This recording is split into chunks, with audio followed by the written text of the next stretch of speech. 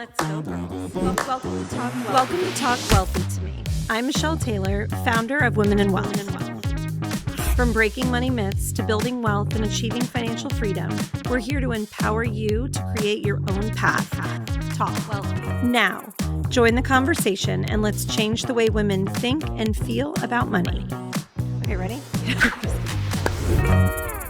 Today's guest is Zoya Lehrer, a fintech and digital innovation leader with over 20 years of experience building and scaling technology, and a woman who understands money from both a professional and deeply personal perspective.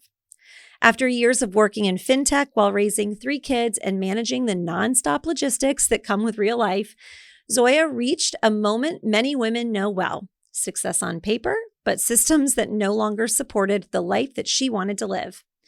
That experience led her to found Orgo, a family logistics calendar designed to reduce mental load. But today's conversation goes beyond the product. We're talking about Zoya's money story, how her relationship with money has evolved across different seasons, the trade-offs that she's made while building wealth, and what it actually looks like to define financial success on your own terms. Hi, everybody. Welcome back to Talk Wealthy to Me. I am your host, Michelle Taylor, and today I am joined by Zoya. Thank you so much for coming. Thank you so much for having me. So you guys, if you've been listening for any amount of time, you know that calendar management and time management was something that I have struggled with in the past. And this is kind of the fairy godmother to all of that. So I'm really excited for her to tell her story. So with that, tell everybody about you and what you do. Yeah, I appreciate that. So my name is Zoya Lehrer, co-founder and CEO of a company called Orgo. It stands for Logistics on the Go, or rather Organization on the Go. We'll talk more about logistics shortly. I left a 20-year financial services career and in banking. My degree is in computer science and tech. I would run large enterprise tech teams. I've just kind of grown up within, the early 2000s era of all things banking within the New York City area. And 2.5 years ago, I just decided to jump ship and voted myself off the island, became an entrepreneur, and solved my own problem. Logistics of youth sports. We'll talk more about that. Oh, boy. Yeah. Wow. Well, yes, so much to touch on there. As a mama to 2 young kids, one that's in baseball. Okay. So, anybody listening, that is a whole commitment. And my daughter does cheer and ballet, but cheer is really huge commitment. And so, and the fact that you started in the financial services industry, and I think that entrepreneurs are really born because they are solving a problem that everybody has or relates to. Mm-hmm.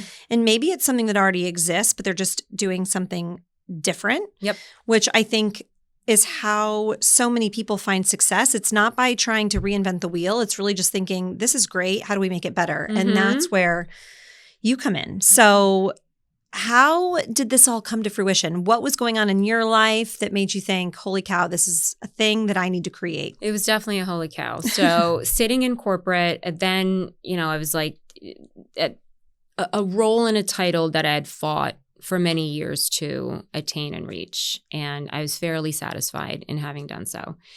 And then I'm thinking, okay, if the bulk of my job is being, kind of resolved by the tools that I have within my workplace, and I feel fairly productive, and it's just kind of like, it feels good. I feel like I'm in my element. I own the day.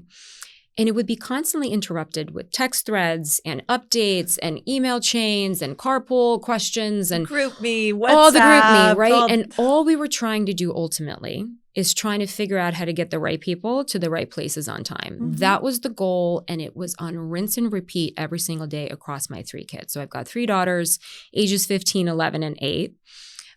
They are swimmers year-round, competitive swimmers. They play travel soccer, club lacrosse, club soccer, a little bit of track. They do acro, so not quite dance and cheer, but we just dabble, a little bit on the art side as well. And so the culmination of all of that, 3 deep, 4 times a day, depending on who's got what, was just overtaking the day. And like my mental space, I'm like, when everybody says mental load, like this is like, real. I was really starting to feel it.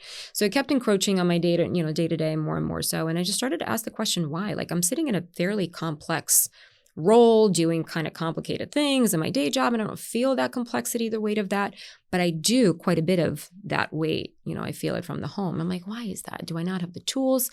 I think the answer kind of came too. Well, I don't have the right the tools don't match the complexity of the experience being had in that. What do we have? We have calendars, we've got our Google, we've got Outlook, we've got Apple, we've got TeamSnap and, Game Changer and all those great team management apps and Band and, everything else that's yelling at us. But I'm like, well, it's still creating the human in the center. I'm still bridging the gap between those updates and trying to figure out still like who's all leaving and who's driving and what time are they getting picked up and where are the carpools. So there's like a lot of that overhead still. So like, well, maybe the tools don't match the problem. Maybe there is a slightly different variation of that same solution. We're not going to reinvent the wheel, but what's a unique point of view that I could perhaps lend to that problem where that would make my day easier? So slowly over time, it became through the lens of logistics, leaning more so into getting the right people to the right places on time and just kind of kept reverberating in my mind in that way. And I'm like, I think I need more out of my day. I need to see more detail. It's the detail that's bogging me down. Yep.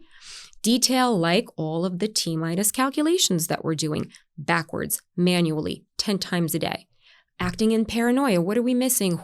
What did we forget? Notifications. Like, where is the system of record? Where is the centralization of data? Ultimately coming out to like these corporate concepts, right? And so I'm like, okay, what if I had a calendar that showed me a game from 3 to 4 p.m., but like actually gave me the details behind how I'm going to execute on that 3 to 4 p.m. Because it's never that. It's like the calendar's lying to you. Yeah, it's not 3 to 4 p.m. It's the prep time and it's the travel time and it's the early arrival up to an hour, early for warm up, sometimes even more so.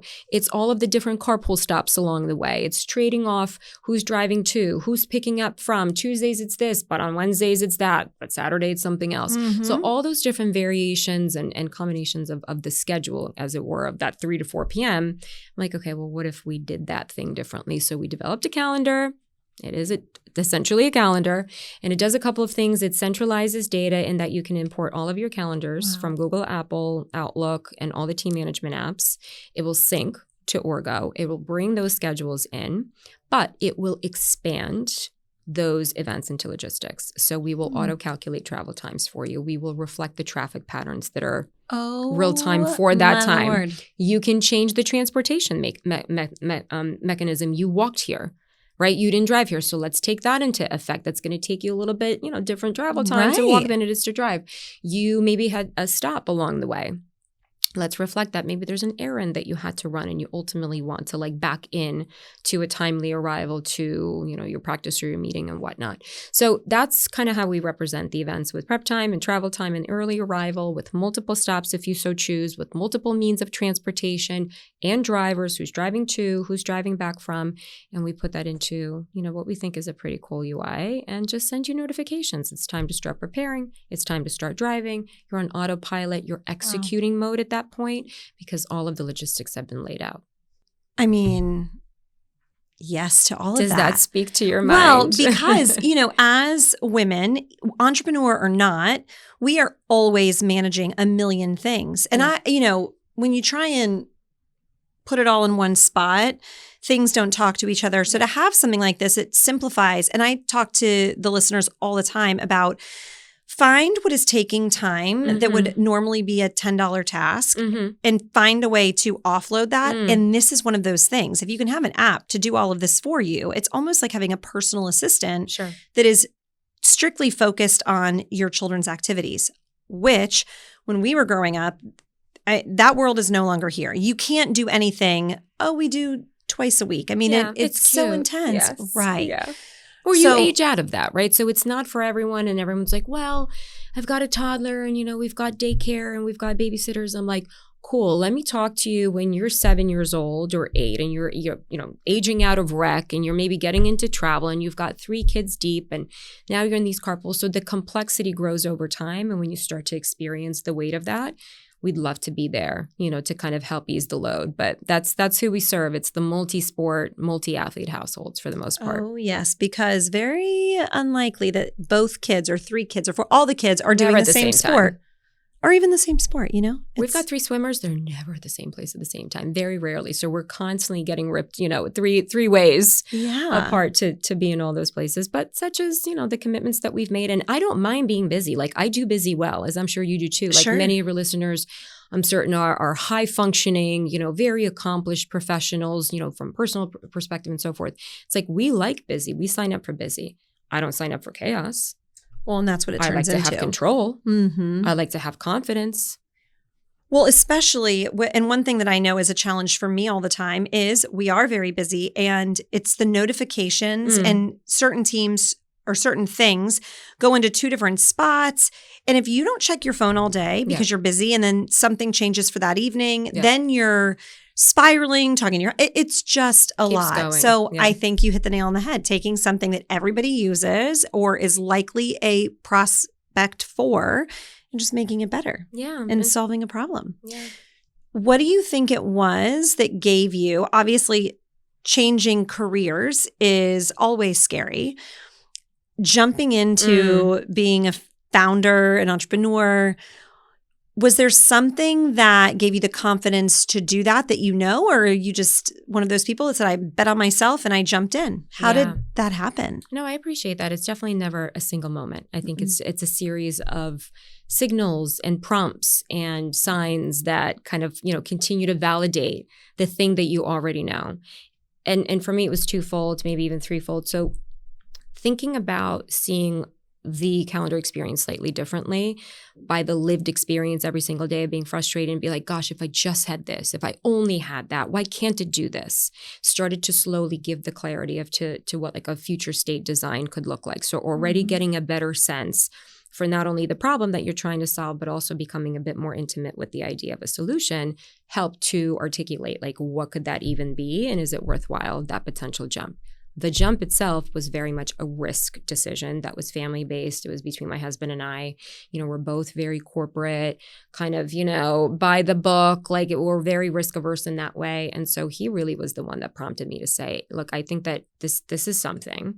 We could use it. I could see it. We really need it. And you have a unique skill set from a tech perspective and the enterprise background to give it a real shot and to really put something meaningful in the market and design it in the way that could serve that value. So I think it was the extra added kind of push and encouragement and validation, which again is coming back to that partnership in the home, because it means that we just birthed the 4th kid. 100%. And if we're not all in that together, rebalancing the equation, making room and space for this being a giant, adjustment and the time commitment that it's become, then it's a no-go. So I think it's a combination of all those things. Sure. And did you just jump in 100%? Did you do a slow rollout where you kind of were doing 2 things at once? Yeah. How did you navigate that? For me, it was all in. Like it's hard to not It's hard. And I think specifically I'm of the mindset of, full-time commitment warrant full-time results. And I think there's a lot of folks who have, do a really great job of doing side hustles and really kind of dabbling in proof of concepts and really kind of, testing out their ideas. I don't know, I felt really bullish on it and I just jumped. And so when I kind of drew that line in the sand and then it became a truly new chapter, stepping into it fully, building out a brand new network, really becoming intentional on LinkedIn. Like I've been building in public for 2 years, talking about the journey, building out, a sports tech ecosystem and becoming a complete newcomer in that space. Like if I was building a fintech, it'd be a different story. Sure. Right. I'd be able to leverage my prior experience and network to some extent. But here is brand new. So you had to be super intentional, really, present and physically there at events and digitally available and getting on calls and doing all the things. You can't do that with another job. That required a full-time commitment. And I don't regret that one bit because it's just so much like injection of that energy and commitment and enthusiasm that probably takes something to go from 0 to 1. Well, and you were betting on yourself, right? And who better than to bet on than We hope, yeah. So what do you think for anybody listening that may have this idea and, is thought about doing what you've done and jumping? What do you think financially allowed you to make that jump? Is it making sure that you have a plan or reserves? What was it that made you feel confident in your financial foundation to say, I'm giving up an income, a salary to do this? And that's why it was such a family decision, because it did impact that equilibrium, right? And the contribution, which is a big part of my identity. that's a big part of who I am and what I bring to the table, and like where I pride myself, you know, most aside from being a parent. Like that's just who I've always been. So for, you know, to basically leave all of that on the table and head readily into the unknown, title and all, salary and all, like it's just like, okay, let's do it. But no, for any advice that I give, you know, to folks kind of like teetering, especially those who are sitting in corporate environments, the skill set that you've gained, that I have gained within those four walls are invaluable. And they are really hard to be taught in this, especially in this day and age. I think there's a lot of folks who are eager to kind of jump into that entrepreneurial seat, and they're accelerators. And then there's all these resources, and with AI, right? Like you can code an app on a weekend, and next thing you know, you've got this thing. I don't know. The foundational skills that I've learned as being a business analyst and a project manager and a quality assurance analyst and a developer, and then yes, ultimately an executive leader over time, like those are like cumulative experiences that prepare you for certain rooms, to conduct yourself in certain ways, to shape and have a point of view that you can defend, that you can have conviction around. And that experience can vary. It could be 10 years, it could be 20, whatever that is. I bet that it's valuable. So really putting that skill set to the test and kind of leaning on that to say, I've got a great sound foundation here would be a start. Well, and there's so many skills that are applicable in other industries that you don't even consider, right? Because it comes down at the end of the day to, you know, the human experience of whatever it is that you're doing every day that's applicable, that you can make a pivot and bet on yourself. Yeah.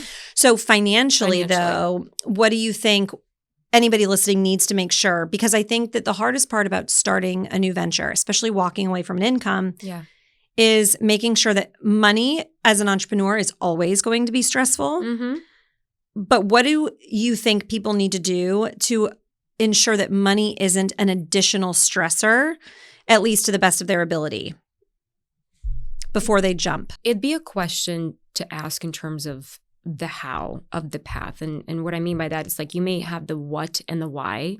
You're compelled by a problem. You have a, you know, an idea for a solution you feel passionate about, you know, as to why you're uniquely positioned to go after it.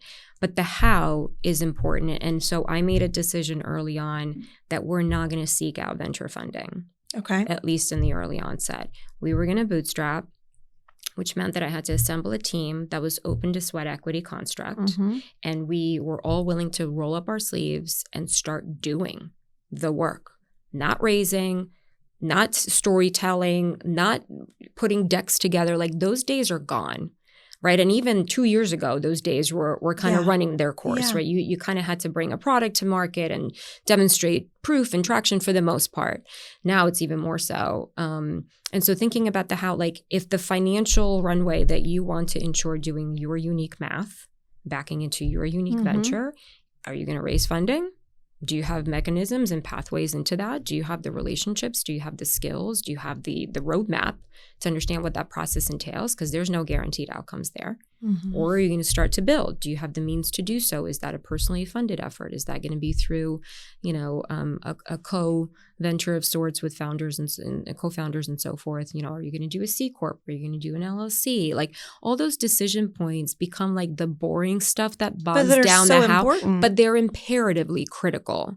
So those would be some of the lessons learned. Like I didn't have all of that clarity, so we were doing a lot of discovery along the way. But the one thing that I was certain of is that we're not going to raise venture funding out the gate.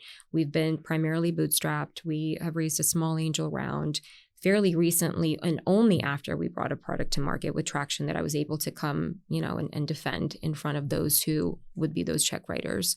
So it's the how matters. So how are you going to do it? And how are you going to fund it? Yeah. How are you going to do it? How are you going to fund it? And how is your family dynamic going to work? Because you need to be able to have the collaborative approach of, hey, as we're doing this, we might not be doing all the extras that we used to because I'm eliminating an income. Sacrifices. And yeah, you have to have, and that's why, like you said, it has to be a family decision because that's going to impact everybody. Yeah. So if your husband or your partner isn't on board, how do you make that happen without there being a little bit of friction? Yeah. And I think that also to your point about, you know, C-Corp, S-Corp, LLC, all of those things, I can't tell you the women that I work with on the wealth management and consulting side that grow something amazing and they have no idea why they should consider a C-Corp, what that looks like, why they shouldn't, what does it mean to be an LLC? All of those questions, you've got to do the boring stuff to get to the fun results that you're looking for.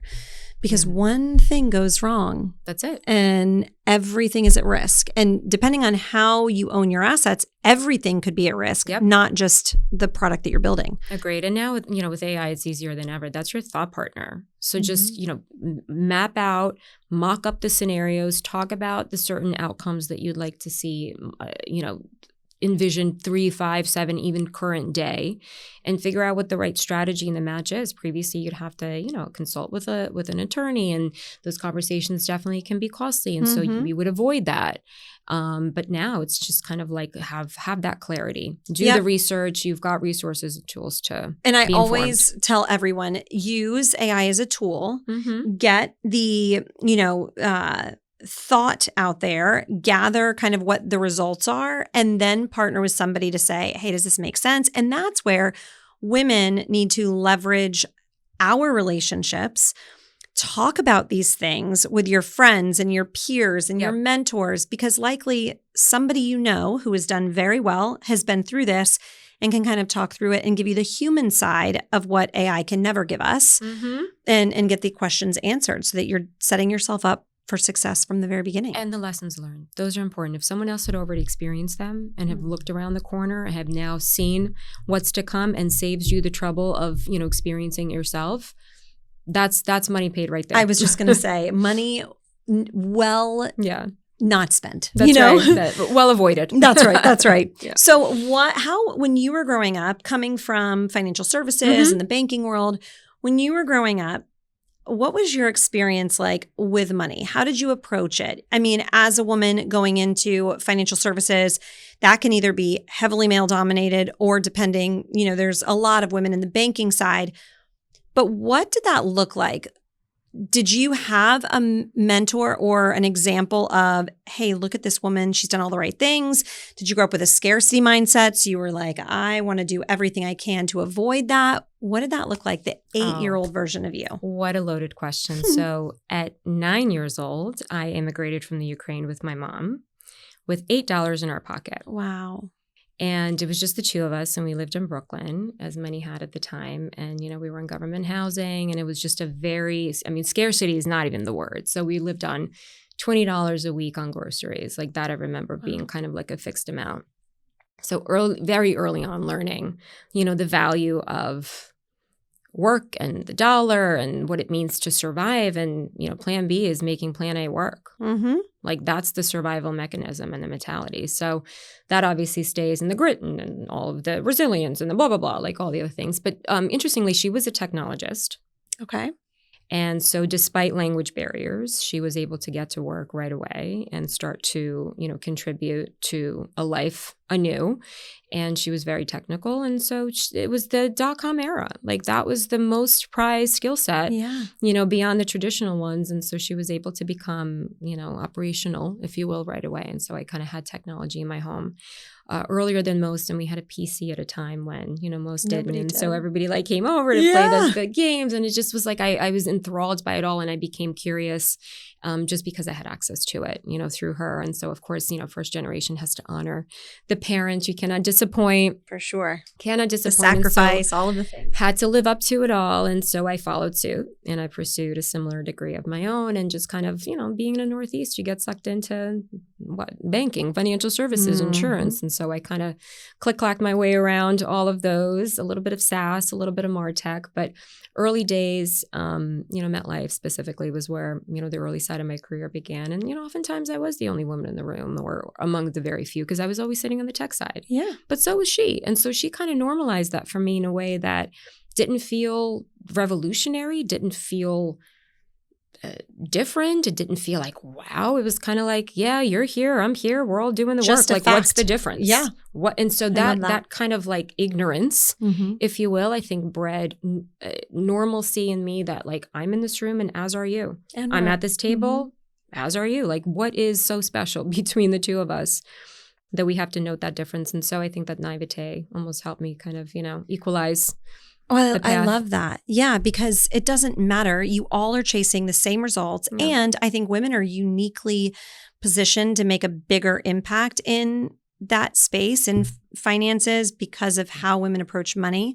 Now we control more of the purchasing dollars than ever before. Now we know that we do. Businesses at a higher rate. Exactly. We always have. Now we know it's a measurable fact. Now we know. And if you are a woman that is, leading the charge in your own home, talking to a woman, she gets it. So I think that now more than ever is a great time to be a woman in a heavily male-dominated industry. I think it's an advantage. I 100% agree. My oldest daughter wants to be an architect. I'm like, you do that thing. Go, girl. You get into those rooms, you're going to get that engineering degree, you're going to do all the things. And so, and I hope that, many have laid down, the open doors for me and filled those seats as I did early on. And so I hope to have done a little bit, of my own along the way. But there was a specific role model where I recall she was, an executive at a high level, and I was like very, very junior, and I looked up to her and she kind of took me under her wing. And I think the operative word that, it was a her, it was a she. Mm-hmm. And it was specifically a woman that I gravitated to, like my mom. Like my mom had like amazing roles, but she never reached those executive levels. She was very much a doer, and she was a leader in her own right, but not at those levels per se. And so I kind of looked up onto others. And so one of the biggest things I remember, she was like, you just have to have your nails done. You have to have the manicure. You have to it just was these detailed things that were unspoken, but they were all about the presentation layer. Like this is who you bring into the room. This is how you package it up. And I have one broken nail, so she would be very disappointed. I did the same thing, but you're right. Yeah, it's just you feel good. It's not like, oh my gosh, you have to, and it's one of those things. But she kind of helped me understand that being of a certain presence is powerful. Absolutely. And owning your space and taking up space and having red nails, the ones that would flash before your eyes as you're speaking with your hands, like that's not a bad thing. So taking up space, appearing a certain way, owning it, and coming into the room with, thoughtful polish, that's not a bad thing. It isn't. And it just shows taking that extra step of care. Mm-hmm. Same thing. I never, ever go into an appointment because I talk so much with my hands, and instead of showing up the way I know what I'm supposed to, if my nails are not done, I'm being careful, and then I'm thinking about that instead of thinking it's the little things that you should show up at 110%, and they're difference makers. Yeah, that's wild. Just little details. So I'm glad you said something about your daughter. So now, as a mom to girls, what are you doing with them to ensure that you're giving them the best foundation when it comes to finances? Do you guys talk about finances in the house? Do you encourage them to ask questions? Do you talk about, all of that? What does that look like? So firstly, and ironically, back when I was in financial services and was essentially indirectly talking about money all day long, they had no idea what I did. My work was not visible. Yeah. It was not tangible. I sat on calls behind closed doors all day long, back to back, for 16 hours a day. Mm-hmm. They couldn't tell you what mommy did, but she was very frustrated, and you could not, come to her. You could not ask a question. She just was not like you couldn't, available. You couldn't approach me. I was unapproachable, which kind of saddens me to think about it like through that lens. But that was just the norm. That was a fact. And before COVID, like you could not have a cute little kid running around in the background of your call. Like you would die. You would rather die. And some of us have been working from home or having a work from home component for many, many years way prior to COVID, because being in tech, like that's just the way that we did business a while prior to that. So that was always the standard. But, as a result of that, the work wasn't visible. So fast forward, we start, building from scratch. At the dinner table, at the kitchen table, in the office, on the couch. I've got my team coming in. We're whiteboarding. There are notes all over the house. There's, design documents everywhere. There's just constantly a footprint of what is being built, how it's being built, and who's doing it. And they've been an active part of it. Every step of the way, they would help me design a button or help me pick out a color scheme or think about usability studies. Like they are very intimate with, what we're doing differently with each age. Like the 15-year-old is always like the cringe, the cringe police. Like, like I saw your TikTok Mom. today. Yeah. Oh I'm my like, God. whatever. I'm like, just like it. The middle is 11. And so she would always be my, the validation of our copy. So you're supposed to write in 3rd and 4th, kind of 5th grade level. So if it was questionable to her, if we were using jargon, like if it just wasn't great idea. Obvious in a way that gave us pause. And so she was always like the lens that we would validate that through. And then the youngest, who's 8, is like, is this pretty? She'd be like, oh, I really like that. Or I like this color more than the other, like completely unfiltered, view of the world. So just tapping into each, involving them along the way. But those are the fun things, but they've also become very intimate to understand like the how behind a business is being built. Like they understand our, when we were raising capital and like, what is this pitch? What is this conversation that mommy's having? Who is this investor? What does an investor do? How do you make money? Oh, we started to charge for the app. Well, how much are you charging? What does it mean to process a payment? How does that charge come through? Are you using Apple Pay? Is it a swipe, mommy? Like how does it work? And so they are such digital natives that the concept of money is becoming a lot, I think, easier to connect and grasp and to build competency around. But it's embedded through the build and through this experience and the work being visible that we can tie it back to something that they can now better understand. For all of you entrepreneurs listening and you have been given the advice to hire your children, and you're like, what would they do? This is what they do. All ages deployed. Oh my gosh. I mean, listen, we can come up with a job description for basically anybody that would make sense and pass the test. But this is without overcomplicating it. There are ways to involve your kids to help them. And then you pay them and you teach them with that money. What do you do with this? We save a little, we invest a little, we buy a little. So I think that you and your kids are always learning when they're listening, even if you don't know it. And it's funny you mentioned, always watching. So my 10-year-old, almost 11-year-old little boy, he has a 3D printer, but it's small. So we were in the car talking about Christmas things and he said, I want a big 3D printer. And I said, well, you have one. And he goes, yeah, but mom, mind you, he was listening to the podcast and pause. Master negotiator already. Okay. He said, if I buy this printer, if I get this printer, I'll be able to have you help me figure out what it costs me to make something. And then I can sell these toys to my friends. Hello. But they have to be bigger because if I only can make margin. Things, he's talking margin. But it made me so proud. And I'm thinking, we don't really talk about those things yet. Those are a little more complex than I've gotten, but he's still listening. He's clearly ready. He's making those connections on his own. And I think all kids do. So it's so important to talk about it. Take the veil away from, we don't talk about money. We don't talk about goals. Like, what are you working towards as a family? Hey, if this app, if this round, X, Y, and Z happens, then we're going to do this. And just giving them some insight, a peek behind the curtain, and it can change the trajectory of their financial life forever. And tie it to something real and measurable that they can relate to, as opposed to these concepts. These concepts are ethereal. Sure. Because and nowadays it's like less cash, more digital. So it's not even like you're sitting there and counting Monopoly money. It all kind of floats in the ether. Right. So tethering it to something that they can understand, that is personal, that is real, becomes, that value add. In fact, one of the things that we've done, and that's one of the exciting things that I want to tie back to, the lessons in our house, is time equals money.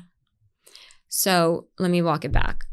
In financial services, there was an era, and I'm sure you remember it well, when financial literacy had become an important narrative. So much so that many fintechs had been spun up to teach financial literacy to young people, to young kids, and we want to make that as part of the education program. And that's really important, because how are you going to manage your money if you don't understand the way that money works? So that was great. And I just specifically recall being part of like that, era, being like, yes, I subscribe fully to all of these. These tools are great. I agree.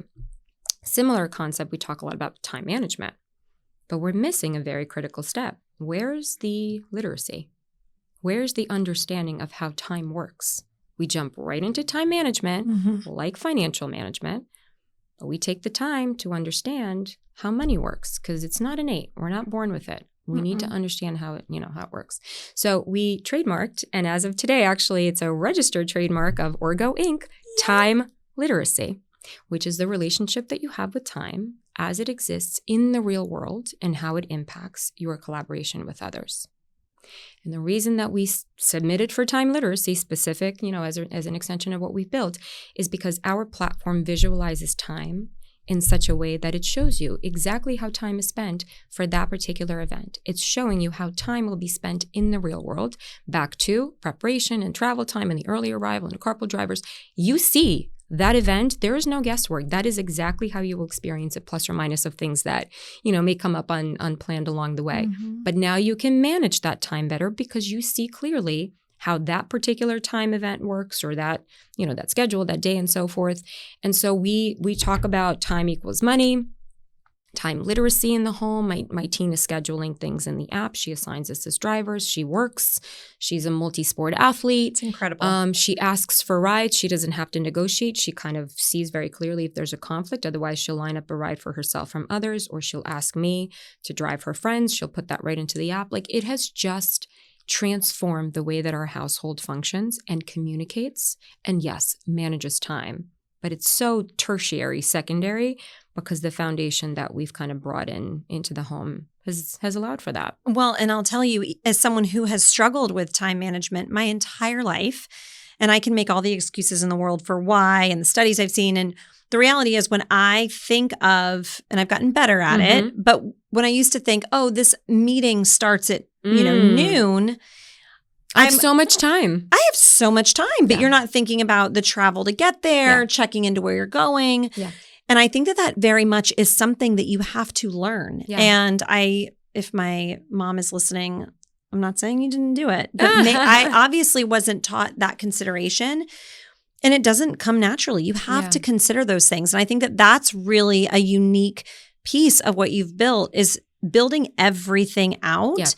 And understanding, yes, it starts at 12. But you got to back into it. You have to back into it. And I got mad when the backing into it became so onerous and so repetitive. Like, as a technologist, that's what pissed me off. I'm like, these are remedial tasks, back to your $10 point, right? Like, those are really high.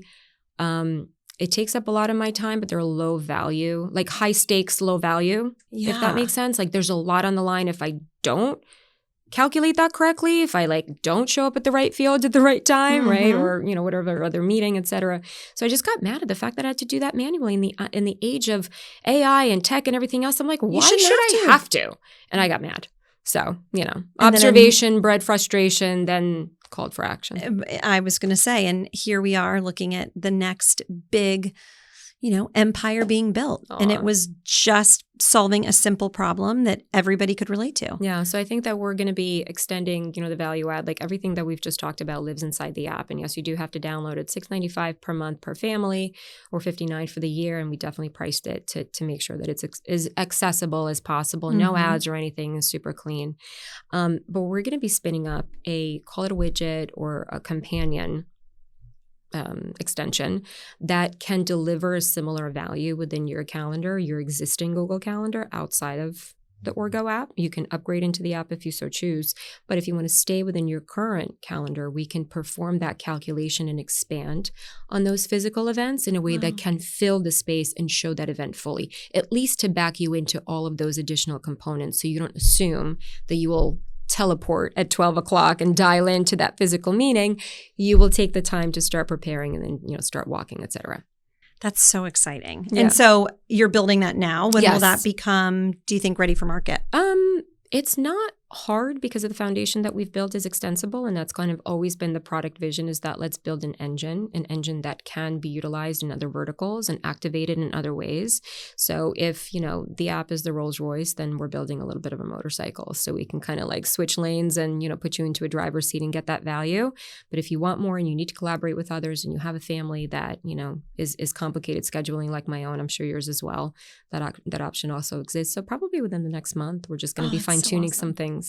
So for everybody listening, as we wrap this up, we have now a resource to teach us time literacy, which is incredibly important. Yeah. And get your kids on it. Yes. And for anybody that wants to follow along on your journey, find your app, find, the time literacy piece, Where should they follow you? Yeah, so please find me on LinkedIn, Zoya Lehrer. I build in public, as I mentioned, and so there's a lot of, kind of the storytelling, a little bit on the product side, the business side of things. Consumer facing, we're Orgo app, ORGOAPP on Instagram.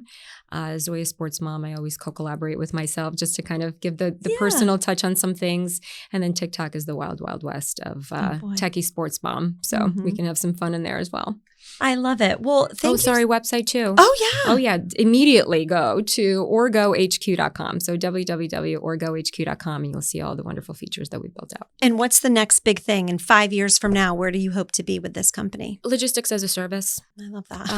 In a way that starts to power other, examples, whether it's caregivers in the field, real estate agents, field ops, electricians, anybody who's kind of like traversing space-time that has a similar scheduling opportunity to see their day clearly. That's kind of who we're hoping to solve for. Well, from your mouth to God's ears, I will be here for that because it's, again, something that everybody needs and can You'll get use. that extension. I'll let you know. I love it. Thank you. Yes.